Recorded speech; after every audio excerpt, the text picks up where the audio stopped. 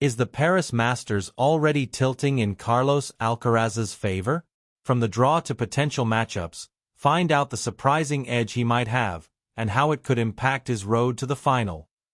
Carlos Alcaraz is the first to admit that he is yet to truly crack the code when it comes to playing on indoor courts, but a change in venue for this year's Paris Masters could give him a boost.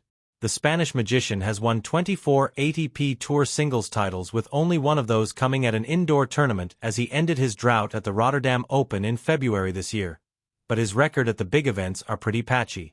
His best run at the ATP Finals was a semi-final in 2023, and last year he exited after the group phase while at the Paris Masters. He reached the quarterfinal in 2022, lost in the second round the following year and the third round in 2024. But Alcaraz is hopeful that he can change his record at this year's Paris Masters following the decision to move from the Bercy Arena to the multipurpose Paris La Défense Arena. As one of the first big-name players to arrive for this year's season-ending Masters event in Paris, the world number one had an early opportunity to test the speed of the new courts, and he liked what he saw. This year is totally different than last year. I think it is a huge difference, which I like it, smiling, he stated. You know, the speed of the court, yeah, it's much slower than last year, but I think it is a really good speed that we can see tennis, not only serve, or it's not only serve +1. So you can see rallies, you can see points, you can see tennis. So I think it's great. Obviously, I've said many times that I like, you know, slower courts, not that fast. But yeah, we will see. Obviously, this tournament is not my best one in terms of results, but I love playing here. The time of the year, you know, it's been long with the indoor.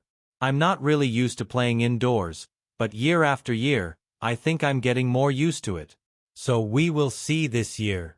Hopefully go farther than previous years. Alcaraz has a 31-13, 70% win-loss record on indoor courts, well down from his overall career record of 81%. For comparison, his main rival Jannik Sinner is 76-21, 78%, on indoor courts, having won 7 titles, including the 2024 ATP Finals.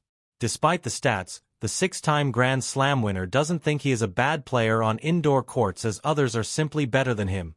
But of course, there is room for improvement. I wouldn't say I'm bad playing indoors. I think other players are better than me on indoor side. It's a huge difference saying that, the 22-year-old said.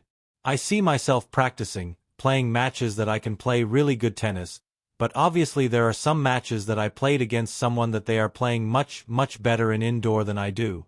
So I have to be ready for that, but I think I will get good tennis on indoor.